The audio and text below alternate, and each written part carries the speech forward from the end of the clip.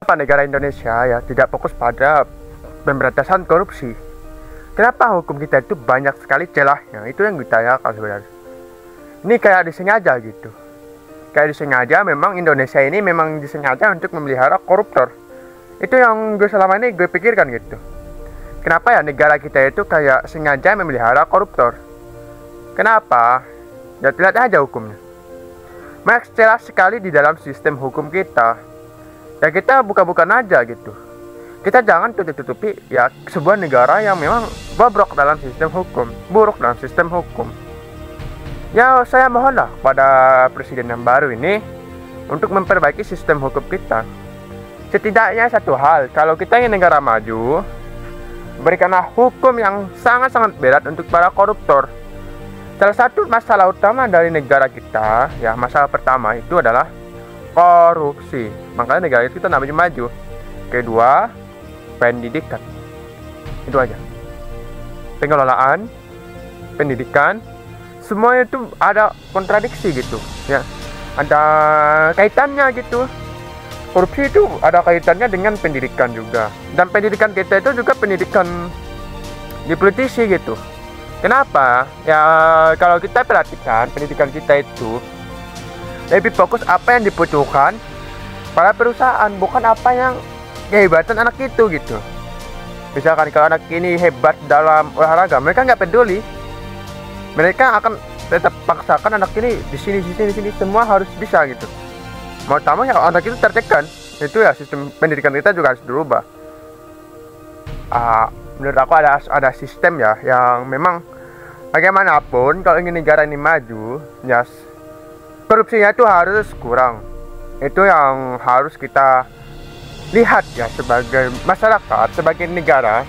Kalau ingin negara maju, tingkatkan SDM, baru kurangi korupsi, dan tingkatkan bagaimana cara pengelolaan yang baik dalam bernegara. Kita tuh banyak sekali celah-celah mau dalam segi hukum. Itu nggak perlu kita nggak perlu banyak basa-basi lah. Kita sudah tahu lah kenyataannya di lapangan. Kita tuh nggak perlu banyak tutup-tutupi lah kelemahan dari kita. Yang perlu kita lakukan adalah memperbaiki sistem yang rusak ini gitu. Kenapa Indonesia ini tak bisa maju-maju? Udah jelas itu karena korupsi, SDM yang rendah. Itu udah jelas. Dan kepercayaan masyarakat kepada pemerintah itu juga tidak terlalu tinggi gitu. Karena saking seringnya masyarakat itu ditipu oleh pemerintahan itu sendiri. Mau itu dari instansi pemerintahan. Itu banyak sekali gitu. Kebohongan yang terkuak oleh media.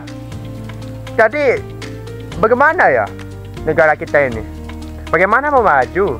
Karena saking seringnya berbohong, sampai-sampai masyarakat sendiri pun nggak percaya lagi kepada pemerintahan.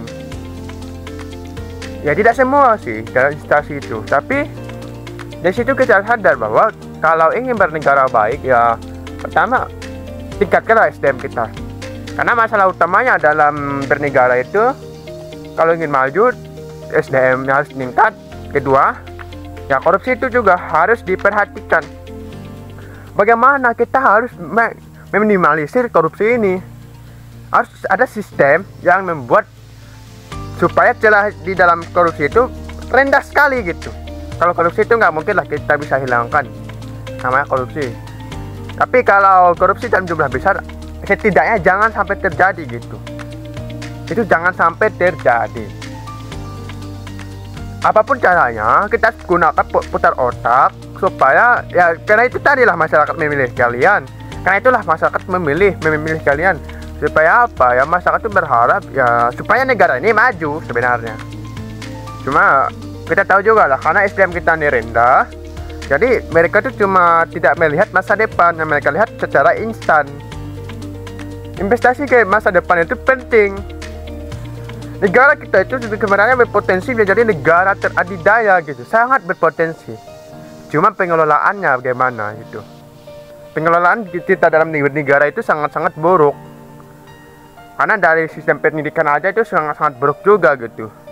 Karena memang kalau di dalam sistem pendidikan itu sudah dirancang untuk jadi budak buruh gitu, jadi karyawan gitu.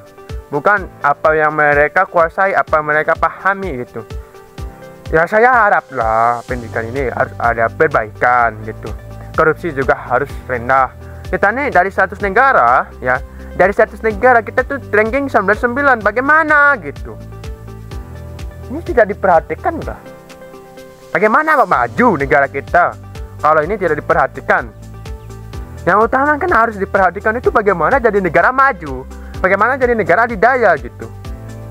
Cina aja itu menjadi negara terkuat sekarang gitu, diperhitungkan gitu. Kita kok gak mana gitu ya, semuanya dipolitisi gitu. Bagaimana mau maju negara kita ini, bagaimana mau jadi negara terkuat? Sekarang itu bukan masalah personil, sekarang itu masalahnya teknologi. Perang ini sedang perang teknologi. Ini bukan sangat dalam jumlah gitu, tidak. Itu sangat, ya memang jumlah, tapi sekarang itu sudah berbeda. Masa depan itu sekarang menggunakan pakai robot sekarang perangnya ya. Itu nggak bisa kita bayangkan kalau sudah robot. Apa gunanya anak manusia dalam perang itu? Nggak ada gunanya. Kita sudah pikir sampai situ. Manusia ini sudah berbeda, dunia sudah berbeda. Dunia masa depan itu sudah teknologi. Dunia masa depan itu nggak bisa kita bayangkan kayak mana gitu.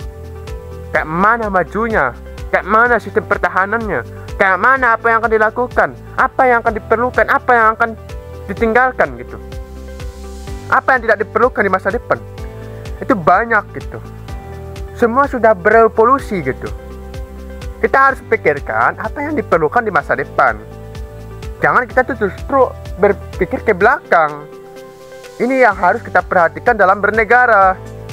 Harus memperhatikan semuanya. Supaya apa? Supaya negara kita menjadi negara berpower, negara kuat. Bagaimana mau jadi negara kuat kalau kita tuh korupsinya rendah? Korupsinya itu tinggi sekali ya. Korupsinya tinggi. Dan SDM kita juga rendah gitu.